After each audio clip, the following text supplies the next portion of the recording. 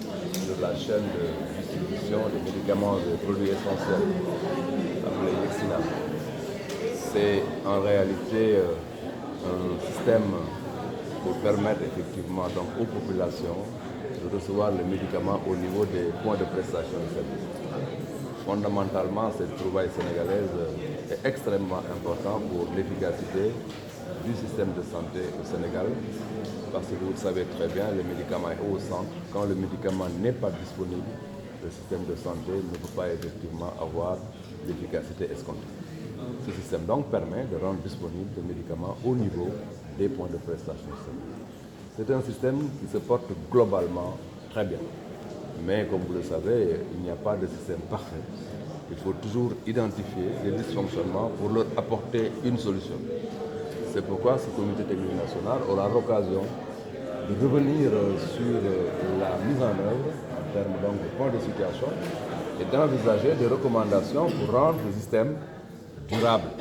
Parce que fondamentalement, c'est sur la durabilité donc, du Yexina qui va reposer en grande partie l'efficacité de notre système de santé. Je suis donc convaincu qu'à la suite de ce comité technique, l'ensemble des mesures qui doivent être prises pour corriger certains dysfonctionnements le seront. Pour ma part, j'aimerais en vérité faire quelques recommandations, pas de manière exhaustive, mais fondamentalement, demander à l'ensemble des médecins-chefs de région et de district de porter le Yexina. Parce que fondamentalement, la mise en œuvre en termes d'efficacité dépend grandement du portage au niveau des médecins-chefs de région, au niveau des médecins-chefs de district, mais aussi au niveau des comités de développement sanitaire. Cet engagement-là, c'est une recommandation forte que je fais à mes partenaires. Autre élément qui me paraît essentiel, c'est de corriger le plus rapidement possible le décalage financier. Ce que moi j'appelle un décalage financier, c'est faire en sorte que la remontée en termes de recouvrement se fasse de la manière la plus rapide pour éviter que le système ne s'essouffle au plan financier. Mais ça, je crois que ce sont des corrections que nous devons faire.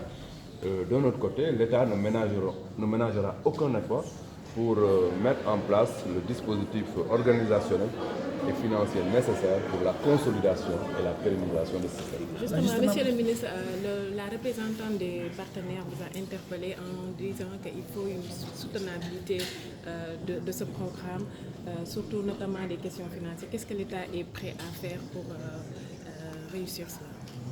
Oui, en fait, la représentante des partenaires a alerté, c'est son rôle. Comme nous aussi, nous venons effectivement d'identifier quelques dysfonctionnements qu'il faut corriger. Il n'y a pas de système parfait. Même si on corrige ces dysfonctionnements-là, certainement d'autres vont apparaître. Et ça, la loi, effectivement, de toute organisation, de tout schéma, ça fonctionne comme ça. On est en permanence en train de voir quels sont les dysfonctionnements à corriger. L'État est prêt à tout faire pour que ce système Yexina soit véritablement un système consolidé, parce que l'efficacité de notre système de santé dépend grandement de la disponibilité du médicament au niveau des points de prestation de services. Je rappelle que ce n'est pas le mécanisme des partenaires, c'est le mécanisme de l'État. Et les partenaires nous y accompagnent. Et nous avons lancé effectivement un appel pour que tous les parties prenantes, notamment les PDF, les acteurs à la base, l'État, se mettent autour de ce système pour en faire un système véritablement consolidé. Et ça, l'avenir de notre système de santé. Que dites-vous justement du financement au niveau du Sénégal? Le Sénégal va financer le financement domestique. Oui, naturellement, on a fait la réunion sur la stratégie nationale de financement. Le comité d'ailleurs de pilotage va commencer très bientôt ces réunions.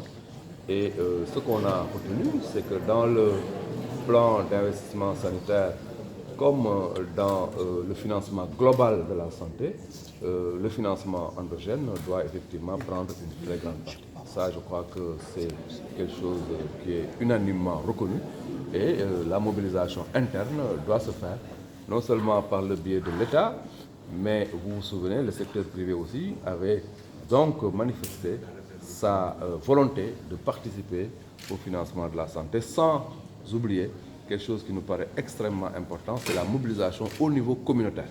Cette mobilisation aussi ne doit pas être oubliée. En somme, c'est le financement domestique qui doit assurer la pérennisation des mécanismes de santé.